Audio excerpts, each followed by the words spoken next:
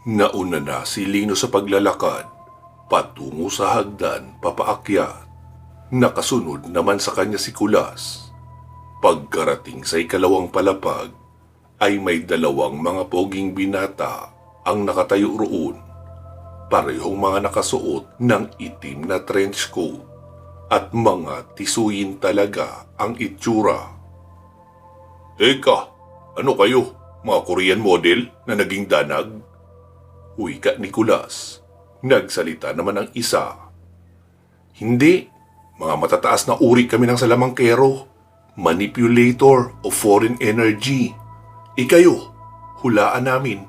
Mga matatandang albularyo kayo sa mga nayon. Iyong madalas maging bida sa mga kwentong barbero na kesyo nagpapalayas ng sapi, nagtatanggal ng mga bati ng duwende at mga nausog. Sana doon na lang kayo nanatili sa mga barangay nyo. Hindi pwede rito ang mga barangay level na albularyo. Mga international level ang mga kinukuha ni Damian. Kaya magbumuka lang kayo mga bata sa amin. Wika pa noong binata. Sabi naman ni Kulas, Hoy, ikaw na mukhang Koreanong walang buto at malamya kumilos. Tigilan mo yung kakalait mo sa amin. Kararating mo lang ba rito? Hindi mo ba alam kung pang ilang level na nalabanan ito? Naubos na namin lahat ng padalang kalaban sa labas. Ibig sabihin, tayo na ang sunod naming lilipulin. Sabi naman noong isa, Drats, ganito ba talaga mga matatanda? Madaling mapikon sa insulto at mababaw na ang pasensya? Oo, Drats, dahil malamang sa pag-akyat pa lang rito ay sumakit na ang mga rayuma nila. Aba! Sinong tinatawag yung matanda, ha? Galit na wika ni Kulas. Hinawakan naman siya ni Lino sa balikat. Inaasar ka lang nila, Bay, para mawala ka sa focus sa laban. Kalma lang. Alam kong gutom ka na rin. Saglit na lang ito. Matatapos na rin tayo dito. Wika ni Lino at titig na titig sa mga mata ni Kulas. Tumango naman si Kulas dahil ramdam niya ang sobrang kaseryosohan sa mensahe ni Lino. Kahit pa kalmado lang ang boses nito. Sabi ni Lino, Ano mga pogi? Paano ang labanan na ito? Sabi naman noong isa, Sa akin yung matandang pikon. Tara, sa kabilang dimensyon tayo. Wika noon at sa isang kumpas lang ay nakabuo ng isang itim na portal. Sabi naman ni Kulas, Anong tingin mo sa akin, tanga? Paano kung Astra na pala ang kabilang bahagi niyan? E di nakulong na ako roon. Sabi naman ni Lino, Mukhang hindi, Bay. Mangangailangan ng maraming alay para magbukas ng portal patungo ng Astra. Sige na, makakabalik ka pa rin naman dito kapag napatay mo yan. At kung hindi man, pangako, hindi ako titigil hanggat hindi kita nasusundo sa iyong kinaroroonan. Sige na nga, kung hindi lang talaga buo ang tiwala ko sa iyo, Bay, hindi ko ito gagawin. Wika ni Kulas at pumasok na sa isang kulay itim na portal. Sumunod naman ang isang tisoy na salamangkero. Noong makapasok na ang dalawa, ay nagsara na rin agad ang portal. Sabi naman ng isa kay Lino, Ano, handa ka na sa pagpapahirap ko? Sabi naman ni Lino, Sige, simulan na natin. Agad nagpalabas ng espadang kaya knight niya si Lino at sumugod. Pero sa isang kumpas lang noong lalaki, ay biglang nagkaroon ng itim na usok ang buong second floor. Sinubukan ni Lino ang magwasiwas ng kanyang sandata sa lahat ng bahagi, pero wala siyang tinatamaan. Puro tunog lang ng pagtawa ang naririnig niya, hanggang sa may mga suntok at sipa na siyang nararamdaman. Kahit masalag niya ang suntok, ay biglang nagiging usok din, kaya wala siyang mahawakan para sa nabalian o masaksa. Ano nang gagawin ng tinuturing nilang magaling na babaylan? Ano nga ang term na ginagamit nila palagi na tawag sa'yo? Ang dakilang babaylan? Tignan natin kung gaano ka kadakila. O baka naman, isa ka lang inutil din na albularyo ng isang nayon. Nagsisimula na ring mapikon si Lino dahil kahit anong gawin niya ay wala talaga siyang makita o mahawakan. Sinubukan niya rin na magbato ng tigalpo sa kung saan-saan pero walang epekto. Nagsasayang ka lang ng lakas mo, babaylan. Dahil hanggat hindi mo ako nakikita, ay hindi mo ako masasaktan. Iyon ang aking kapangyarihan at kahinaan. Uwi ka noon at tumatawa.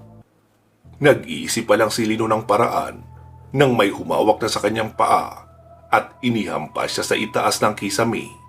Tapos sa sahig sa ibaba, tapos pakanan, pakaliwa at kung saan-saan pa. Wala nang ibang magawa si Lino kundi ang idepensa ang mga kamay sa ulo niya para hindi siya mapuruhan. Noong magsawa ay hinayaan noon si Lino sa sahig. Ano? Susuko ka na ba, Lino? Sabihin mo lang na sumusuko ka na nang matapos na ang pahirap na ito. Tapos na ang laban natin. Magiging tauhan ka na rin ni Damian Lusarte. Uwi ka noon nang biglang bumalik ang kuryente sa buong gusali. Uy, may kuryente na uli. Mukhang gumana na ang backup generator ah. Pero ganun pa man ay wala pa rin silbi sa'yo dahil kanina ko pa binasag lahat ng bumbilya ng ilaw rito. At kahit pa nga siguro may bumbilya ay hindi pa rin tatagos ang liwanag sa kapal ng aking itim na usok. Tumatawang wika ng lalaki. Nang mapansing, unti-unting numinipis ang kanyang usok na kapangyarihan. Itinodo niya ang pagpapalabas noon, pero tila walang epekto. Patuloy pa rin iyon na numinipis. Habang abala ang lalaki sa pagpapakapal ng kanyang usok, ay patuloy sa paggapang si Lino papalapit sa kinaroroonan ng boses. At noong manipis na talaga ang usok, at nakikita na ni Lino ang mukha ng lalaki, ay agad siyang tumayo at sinaksak ng espadang kyanite sa dibdib. Sabi ng lalaki, "Paano nangyari yun? Paano mo ako natalo?" Sabi naman ni Lino, "Akalain mo, ang sabi mo kanina, international level ang antas ng kapangyarihan nyo. Pero hindi nga kita ginamitan ng kapangyarihan para matalo eh. Ito lang ang ginamit ko." Wika ni Lino at inilagay sa palad ang isang bilog na tila rubberized na sponge. "Ano yan?" "Ah, ito ba? Ang tawag rito ay communication device. Maririnig ng mga kasama ko sa labas ang sasabihin ko. Sinabi ko lang naman na paki-on ang secondary power source. Tapos itodo ang exhaust fan para mahigop lahat ng usok rito sa loob. Maswerteng high capacity ang gamit nilang exhaust vacuum sa gusaling ito, na kahit pa umutot ng sabay-sabay ang 100 tao, ay agad mawawala ang amoy sa loob lang ng 10 segundo dahil sa lakas ng airjet vacuum ng gusali na ginagamit nila. Kaya ayun, nakita na kita. So, alam mo na ngayon kung paano kita pinatay ha? Hindi kita ginamitan ng kapangyarihan.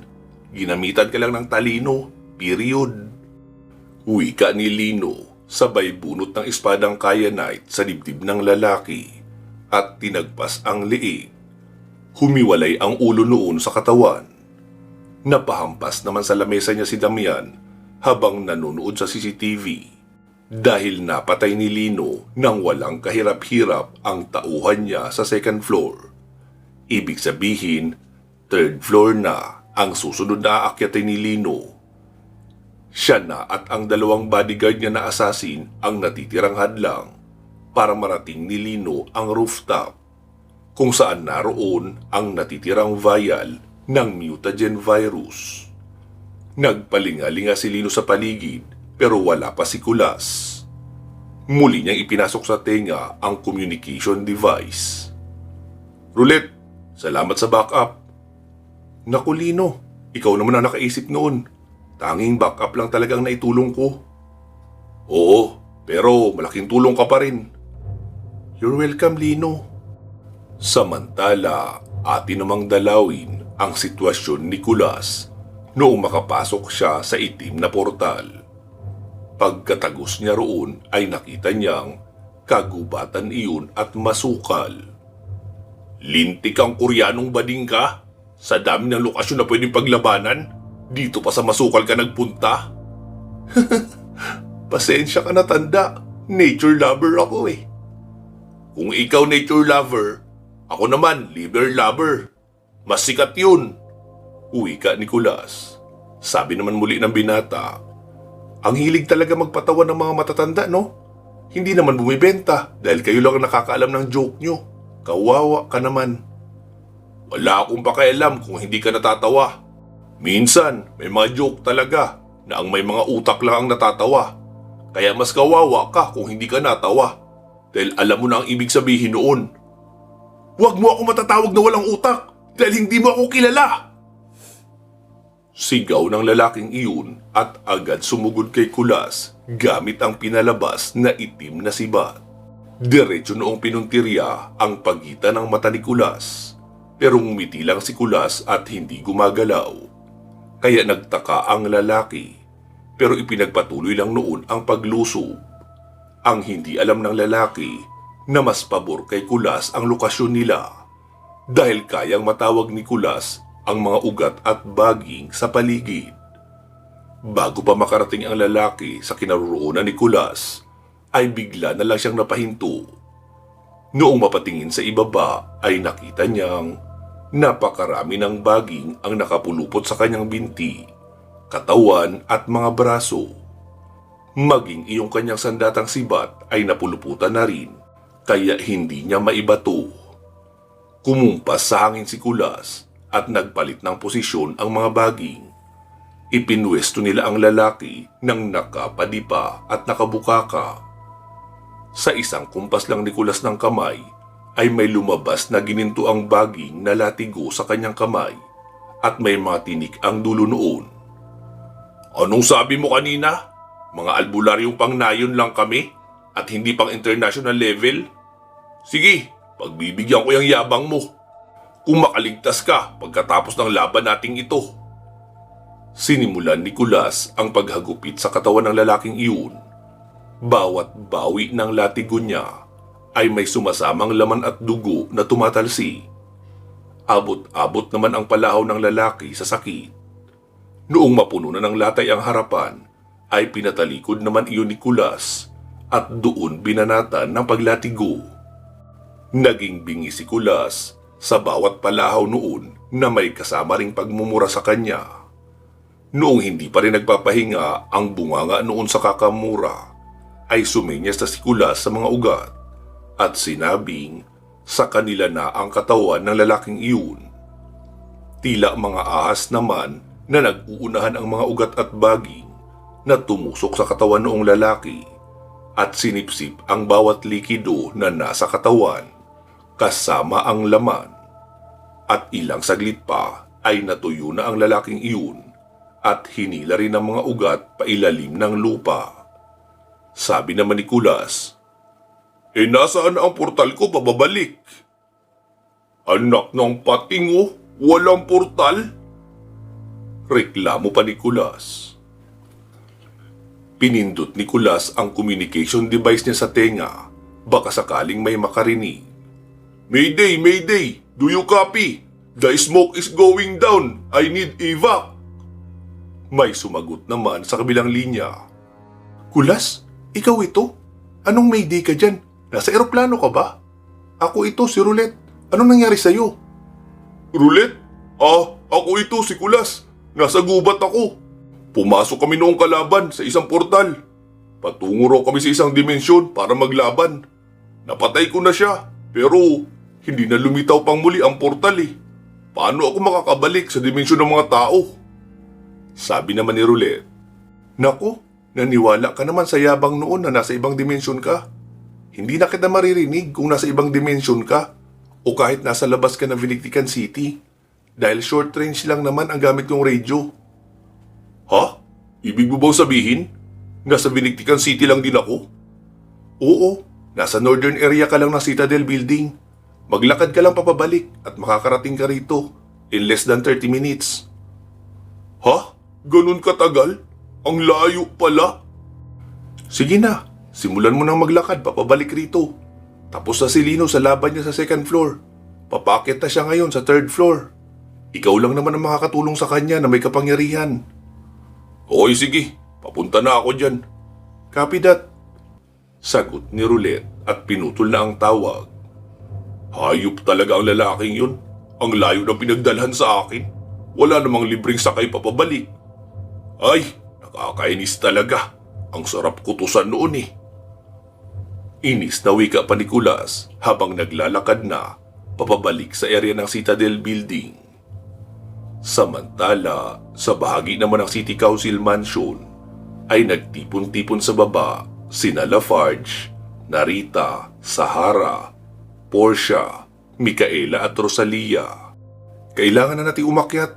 Mag-isa lang si Lino sa itaas dahil dinala pala si Kulas ng isa nilang kalaban sa malayo, sabi ni Roulette. Wika pa ni Rosalia. Sabi naman ni Lafarge, sige, ako, tapos ikaw Rosalia, Venus at Micaela ang sumama sa akin sa pag-akyat sa itaas.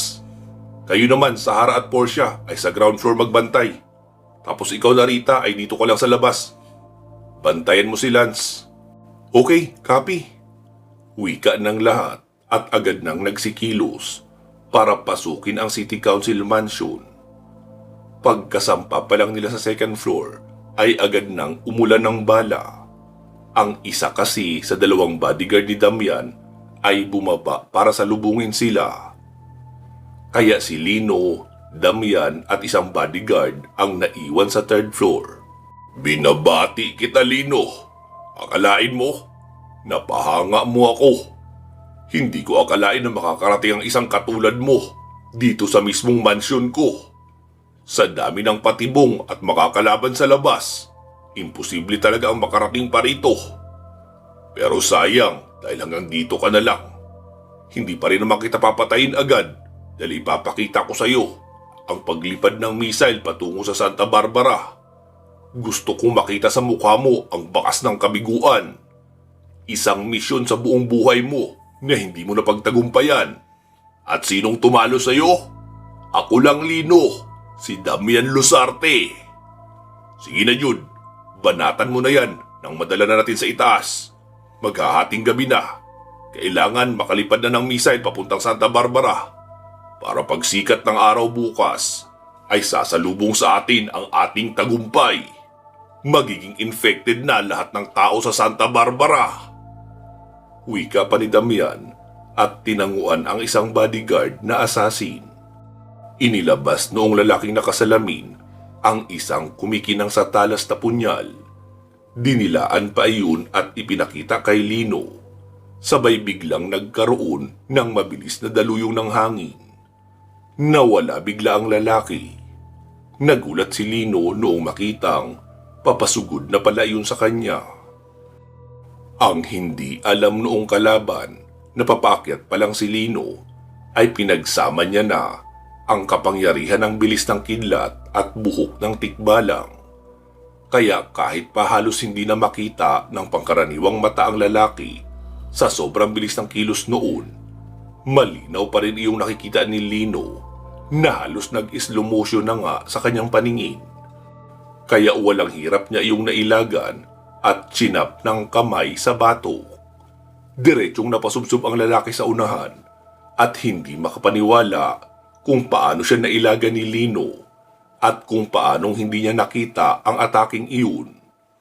Galit na tumayo ang lalaki habang makikita ang gasgas sa mukha. Hindi yung tinignan ni Lino dahil nakatingin lang siya ng diretsyo kay Damian na hindi rin makapaniwala sa nangyari. Sinamantala noong assassin ang pagkakataon na hindi nakatingin sa kanya si Lino at muling sumalakay. Pero muling nawala si Lino sa kanyang paningin hanggang sa maramdaman niya na lang na may humawak sa kanyang buhok sa likurang bahagi ng ulo at inihampas sa sementong sahig ng 2 beses ang mukha niya. Basag ang semento.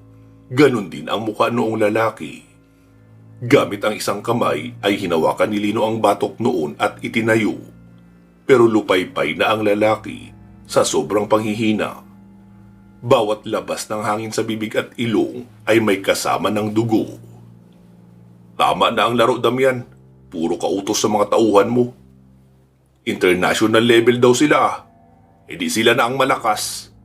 Wika ni Lino at hinawakan ang braso ng lalaki at binali. Maging ang binti ay sinipa niya rin pagilid at nabali rin. Kaya kahit nanghihina ay hindi matapos-tapos sa pag-ungol ang lalaki dahil sa sakit. Gamit ang kamay na mismong nakahawak sa batok noong lalaki, ay binali ni Lino ang liig noon at inihagis papalabas ng bintana. Nagulat naman sila Sahara at Portia noong may katawan na bumagsak sa may harapan ng pinto. Akala nila ay si Lino na. Nakahinga sila ng malalim noong makitang hindi iyon si Lino. Pero tila nakaramdam sila ng takot noong makita ang halos durog na katawan na itsura ng lalaki. Sahara, si Lino ang may gawa niyan. Malamang, siya na lang naman ang mag-isang naroon sa pinakataas, di ba? Mukhang napatid na ang huling pisi ng pasensya ni Lino at inilabas na lahat ng kakayahang meron siya. Sabi naman ni Sahara, mabuti nga at marami pa siyang nakatagong kapangyarihan. Tayo, kanina pa tayo na drain. Malabo na natin kayanin makipaglaban sa isang mabangis na aswang nang hindi napipinsala ng malubha. Sa bahagi naman ni Lino, nakatitig pa rin siya ng masama kay Damian. Itigil mo na ang pagpapanggap na mahina, Damian. Tamad ka lang, kaya iniaasa mo sa mga tauhan mo ang laban. Pero alam kong malakas ka, kaya ilabas mo na dahil wala ka na ibang aasahan.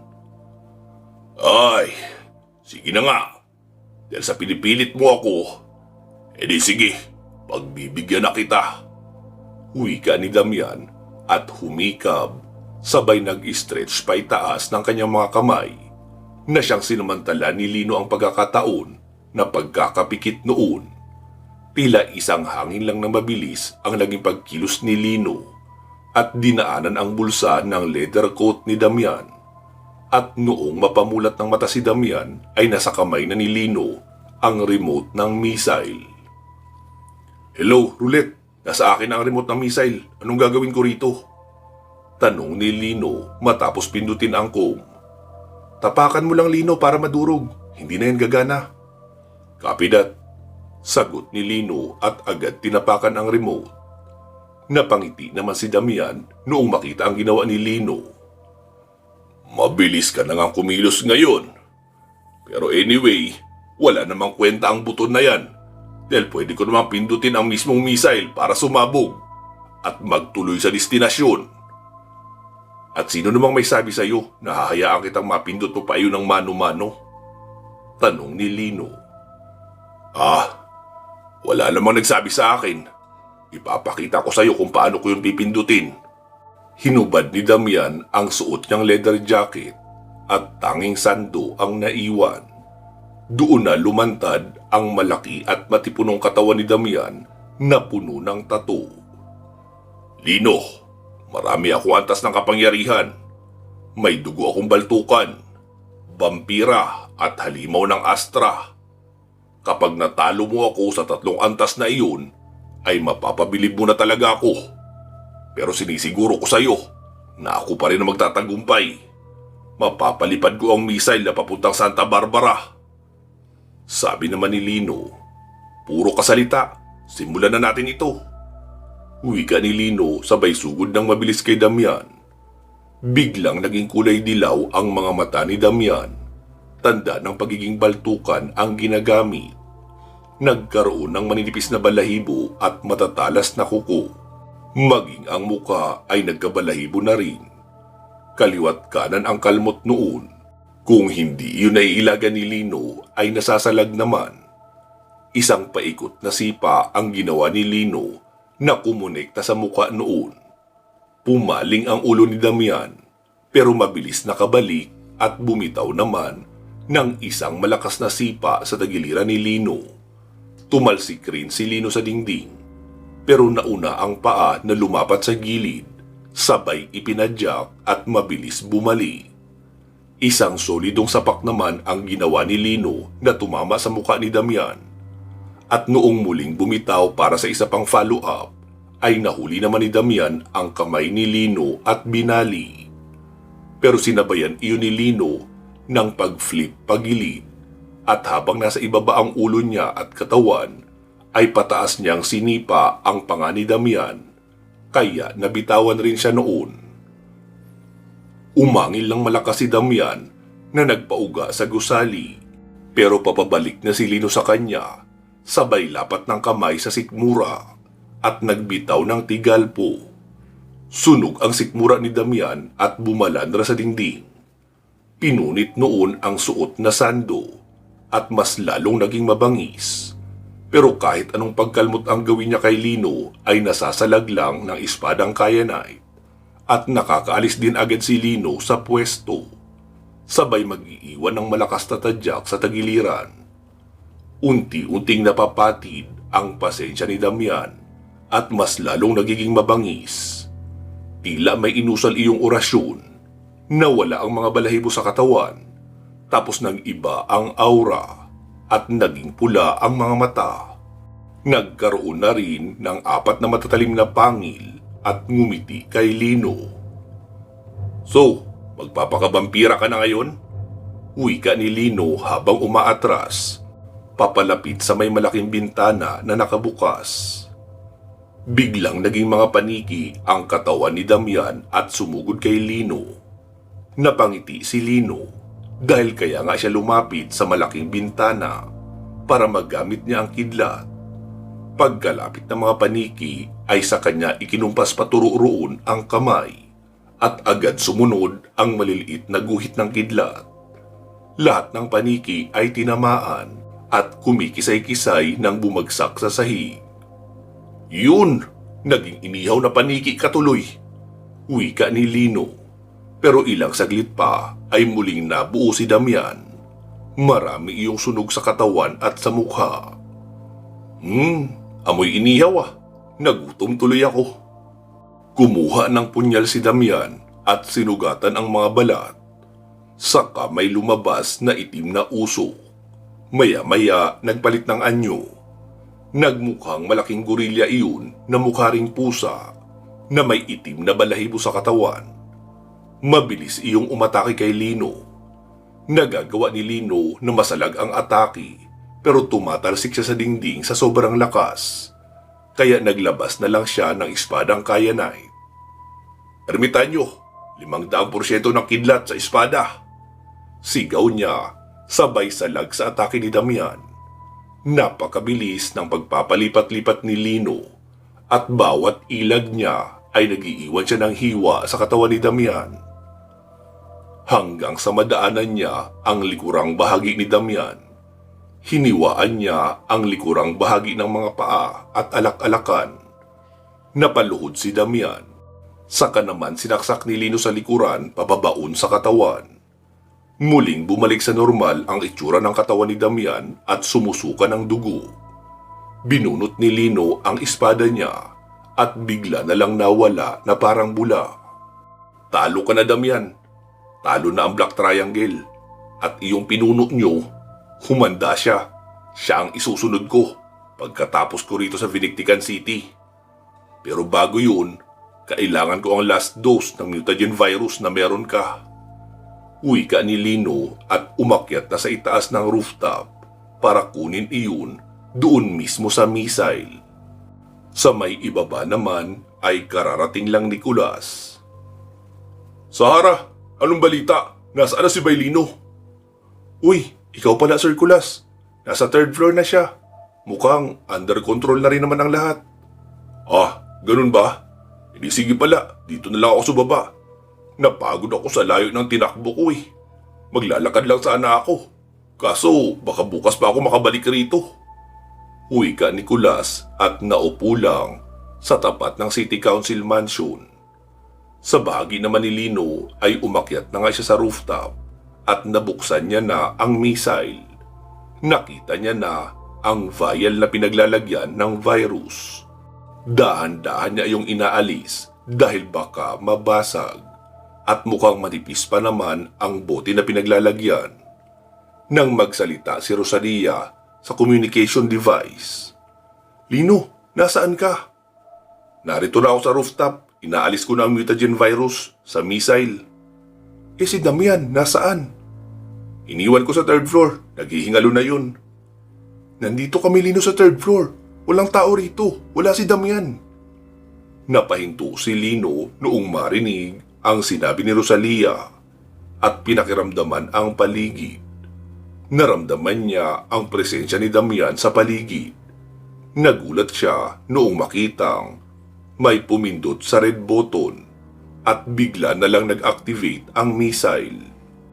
Pipindutin niya sana iyon uli para i-off, pero hindi niya nagawa dahil bumaon bigla sa dibdib niya ang punyal ni Damian. Bumaon iyon ng malalim at nasugatan ang kanyang puso. Hindi niya magawang bunutin ang punyal dahil hawak niya ang missile sa kaliwang kamay, tapos ang kanan naman ay nasa vial sa loob ng missile. Wala ka nang magagawa, Lino. Sasabog pa rin yan kasama ng virus. Wika pa ni Damian nang biglang may mga putok ng baril. Nakaakyat na rin pala sa rooftop sina Rosalia, Micaela, Venus at Laparge at pinagbabaril nila si Damian. Wag! Baka sumabog ang missile! Sigaw ni Lino. Ganyan nga, Lino! Tama yan! Wika ni Damian, sabay may pedal na tinapakan sa ibaba. Sumirit na ang ibabang bahagi ng missile at kapag binitawan iyon ni Lino, ay lilipad na sa ere. Kaya kahit dumudugo na ang puso niya sa tinamaan ng punyal, ay hindi niya magawang alisin ang pagkakasaksak. Nasa may gilid na ng rooftop sina Lino at Damian at nagpapambuno pa rin. Hanggang sa makuha nga ni Lino ang virus doon sa missile. Itinulak naman siya ni Damian papalaglag sa gusali. Pero nakapitan niya iyon ng kanyang binti. Kaya nasamang nahulog si Damian at yumakap na rin sa mismong missile. Sabay na patakbo sina Micaela at Rosalia sa kinaroroonan nila Lino. Sumigaw si Lino. Rosalia! Ang vial! Saluhin niyo! Wika ni Lino sabay hagi sa ere. Pero nasalag ni Damian ang braso ni Lino. Kaya naging mahina ang pagkakatapon noon at malayo sa range na maaabot ni Rosalia. Nakita ni Kulas na nasa ere sina Lino at Damian, kaya agad siyang kumumpas ng dalawang kamay para saluhin sana ang dalawa. Noong makita ni Rosalia na naroon si Kulas sa ibaba, ay hindi na siya nagdalawang isip na tumakbo ng mabilis, sabay talon at inabot ang vial ng virus. Maging si Micaela ay ganun rin ang ginawa. Kaso hindi niya naabot si Rosalia, kaya pareho silang dalawa na nasa ere, papahulog sa ibaba. Sa kabutihang palad ay nasalo naman ni Rosalia ang vial ng mutagen virus. Sabi ni Lino, Kulas! Si Rosalia at Micaela ang saluhin mo ng ipo-ipo! Huwag ako! Ha? Paano ka? Ako na ang bahala sa sarili ko, Kulas! Wika ni Lino. Tila litong-lito si Kulas sa gagawin. Pero nangako siya kay Lino na susunod palagi sa mga command nito, lalo kung may kinalaman sa estratehiya sa laban. Agad gumawa ng bilog na shield si Lino para makuntin ang pagsabog ng missile. Katapusan mo na, Lino! Mamatay man ako, ay hindi pa rin ako talo dahil kasama kitang mamamatay. Tumatawang wika ni Damian. Sabi naman ni Lino, hindi ka talaga nakasubaybay sa kwento ko, no? Dahil hindi mo alam kung ilang beses na akong namatay. Pero muling ibinabalik sa mundo ng mga buhay para protektahan laban sa mga katulad mo, ang mga inosente. Noon lang yun, Lino. Pero sisiguraduhin ko ngayon na permanente na ang kamatayan mo. Wika ni Damian. Ligtas na naibaba ni Kulas sina Rosalia at Micaela sa lupa ng walang galos. Pero lahat sila ay napatulala noong papabagsak na sina Lino at Damian sa lupa. Pagkabagsak na noong dalawa sa lupa ay sakto rin ang pagsabog ng missile. Napuno ng apoy ang loob noong bilog na shield na kinaroroonan ni Lino at Damian. Walang nakalabas sa apoy dahil matibay ang shield na iyon. Dali-daling nagsibaba ang mga naroon sa itaas ng gusali. Paghupa ng apoy sa loob ng bilog ay nawala na rin ang bilog na shield. Kaya nagtakbuhan na papalapit sa pinagsabugan ang lahat. Doon na napahagulgol ng iyak si Rosalia. Maging si Micaela at Roulette ay hindi na rin napigilan ang kanilang damdamin. Kahit pa ang ibang mga kasamahan ay hindi napigilan ang pagtulo ng luha. Dahil tanging maliliit na piraso ng bakal mula sa missile ang naiwan roon, lahat ay naging abo kasama si Lino at Damian. Bay Lino, bakit naman ganun? Di ba sabi mo, mamadaliin na natin ang laban dahil uuwi na tayo? Bakit mo hinayaang masama ka sa pagsabog? Paano na ang mundo? Paano na kami? Umiiyak na wika ni Kulas. Napuno ng iyakan ang bahaging iyon kung saan sila nakapalibot sa natitirang abo ni Lino. Ayun mga katribo, patay na ang bida natin. Patay na si Lino. Pansamantala po muna natin puputulin dito itong ating kwento. Magsama-sama po tayong muli sa part 302. Mag-iingat po kayo palagi at hanggang sa muli.